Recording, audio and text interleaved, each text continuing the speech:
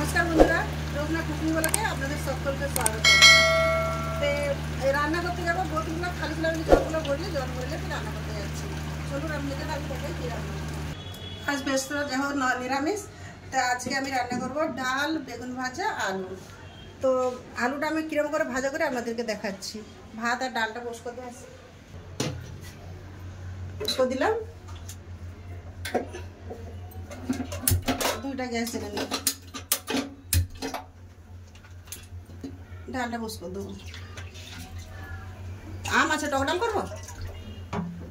করো, গরমের সময় টক ডাল করো।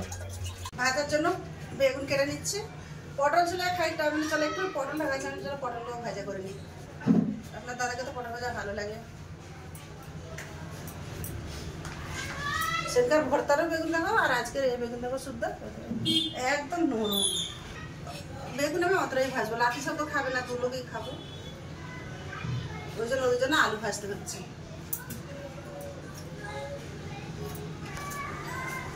পটল কাটা হয়ে গেছে? পটল কাটা হয়েছে, বেগুনের আলুগুলো ছাড়িনি। আলু লম্বা লম্বা হয়ে যাবে না গোল করবে? আর অন্যরকম ভাজবো, না লম্বা না গোল দেখবে। এগুলো কি তেল দিয়েছে? এই ডালের ফেনাগুলো, ফেনা থাকলে তো ভালো লাগে না, ওই যে ডালের ফেনা তুলে দিলে স্বাদ লাগে আর সিদ্ধও তাড়াতাড়ি যদি পুরো সাবানের মতো। ডালটা সিদ্ধ হয়ে যাবে, চাপা দিয়ে দিয়েছি। এবার পটলের বেগুনের লবণ হলদিটা মাখিয়ে দেবো, দিয়ে ওর পাশে আমি আলু কাটবো। হলুদ গুঁড়ো, লবণ হলদে মাখিয়ে চলে এসছে। এবার আলু কেটে নেবো। আলু রেডি করে সবগুলো কেটে নিয়েছি। এবার ভালো করে 3-4 বার করে ধুয়ে নিয়ে আসবো। আলুগুলো ধুয়ে নিয়ে আসবো। দেখুন কত সুন্দর করে 3-4 বার জলে ধুয়ে নিয়েছি। 1 চামচের মতো লবণ দিয়েছি, লবণ দিয়ে 15 মিনিটের মতো ভিজে রেখে দেবো, আলুটা নরম হয়ে যাবে। ডাল আমার হাফ সিদ্ধ হয়ে গেছে। এবার দিয়ে দেবো কেটে রাখা আম, দিয়ে দেবো হলুদ গুঁড়ো, দিয়ে দেবো লবণ। আমি আর পরে লবণ দেবো না, একবারে লবণ দিয়ে দিচ্ছি।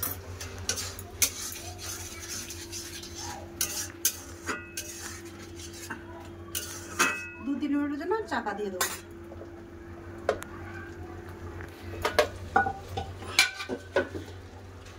ভাত করে নিয়েছি, ভাত গড়ে সাইডে একটা ফ্রাই প্যান পুষ্ক দিয়েছি। ফ্রাই প্যানে দিয়ে দেবো বেগুন ভাজার জন্য সাদা তেল।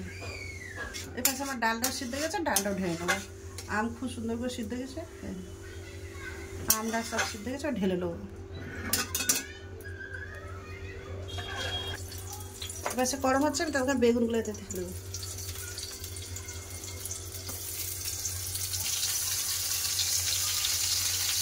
চাপা হয়ে গেলে তো উল্টে দেবো। ডাল ফোড়নের জন্য দিয়ে দেবো 5 ফোড়ন, একটা শুকনো লঙ্কা ভেঙে দিয়ে দেবো, একটা তেজপাতা কেটে দিয়ে দিয়েছি।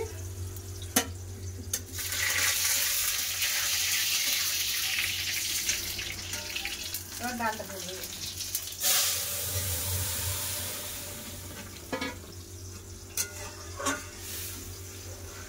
এদিকে বেগুন ভাজা হচ্ছে, এদিকে ডালটা ফুটো, আমি তখন আলুটা জল ঝেড়ে তুলে নিয়ে আসি। 15 মিনিট হয়ে গেছে। এবার আলুটা চেপে তুলে নেবো, জল একদম থাকবে না, জল ঝেড়ে চেপে তুলে নেবো। আর দেখুন 15 মিনিট আগে আছে, আলু কত সুন্দর নরম হয়ে গেছে, একদম নরম হয়ে গেছে। ভালো করে জল ঝেড়ে দেবো।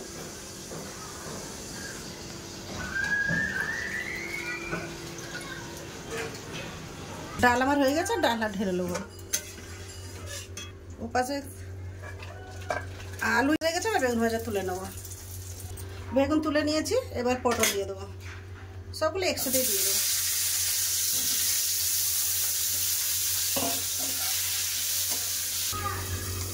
আলু পকোড়ি বানানোর জন্য 1 চামচ গোলমরিচের গুঁড়ো, হাফ চামচ লঙ্কা গুঁড়ো,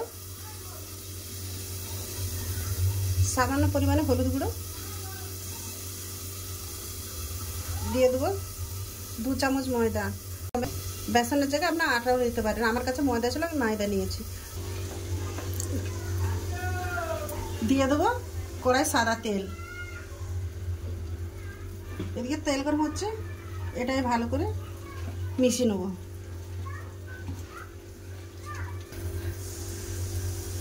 আলুগুলো আমি এরকম করে সেপ দিয়ে নেব।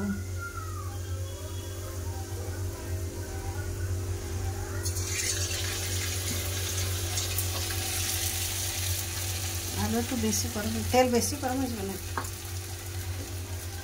এরকম শেপে সবগুলো ভেজে নেবো। এগুলো হতে থাকুক, বাকিগুলো আমি এরকম শেপ দিয়ে নেবো। পটল ভাজা হয়ে গেছে, গ্যাসটা আমি বন্ধ করে দিয়েছি, এতেই পটল ভাজা রাখা আছে। এর পাশে আলুর পকোড়াটাও হয়ে গেছে, তুলে নেবো। বেশি তেজ আছে ভাজা চলবে না, ধিমা আছে। আর এই আস্তে আস্তে করে ভাজতে হবে, এপাশ পাশ উল্টি উল্টি।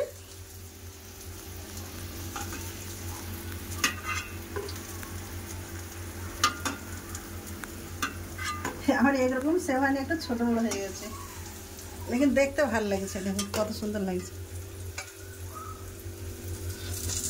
কত সুন্দর লেগেছে। ওগুলো তো ভেজে তুলে নিয়েছে, আরেকবার দিয়ে দিচ্ছি, আরেক ফলা হবে।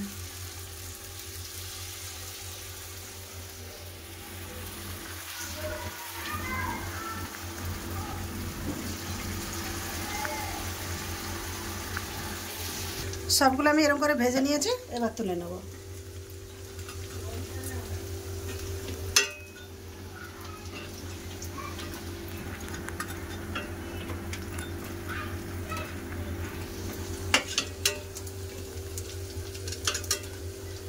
পকোড়া কত মুচমুচাই দেখুন, এই দেখুন কত সুন্দর মজমুচা হয়েছে। দেখেছি কত সুন্দর মজমুচা। আর একটা কথা আপনাদেরকে বলতে ভুলে গেছি, যে আমি আলুতে লবণ দিয়ে 15 মিনিটের জন্য রেখে দিয়েছিলাম। ওই জন্য যখন ময়দা মিলাই তখন আর আলুতে আমি লবণ দিই না। তা আপনারা আপনাদের স্বাদ অনুযায়ী দিতে পারেন। দেখছেন তো কত সুন্দর মজমুচা, কত সুন্দর হয়ে গেছে। আর টমেটো সসের সাথেও খেতে পারেন, ধনে পাতা চাটনির সাথে খেতে পারেন, ডাল ভাতের সাথে খেতে পারেন। রান্না বান্না সব হয়ে গেল, তো এগুলো গুছিলে দেখা হচ্ছে খাবার জায়গায়। গুছিলে আমি আসতেছি কোথায়, আমি তো আমার ডাল শুধু তুলে দিই। বন্ধুরা খাওয়া দাওয়ার কাছে চলে এসেছি। লাতি স্কুল থেকে এলো, এসে চান করে খেতে বসছে। আপনার দাদারা ভাত বেড়েছে, আপনার দাদাও খেতে বসবে। লওটা কি খেয়ে বল কি তো বলবি, পেঁয়াজ তো কি তুই তো খেয়ে তো বলবি।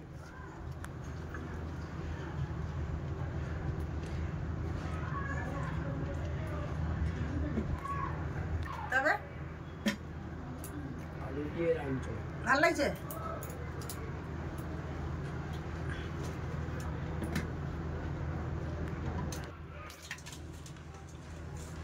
কেউ বলবে এটা পেঁয়াজে সরি আলু, দেখো তো পুরা পেঁয়াজের লাগতেছে, একদম পুরা পেঁয়াজের লাগতেছে। খেয়ে পাতা চলছে আলু। ভালো লাগছে।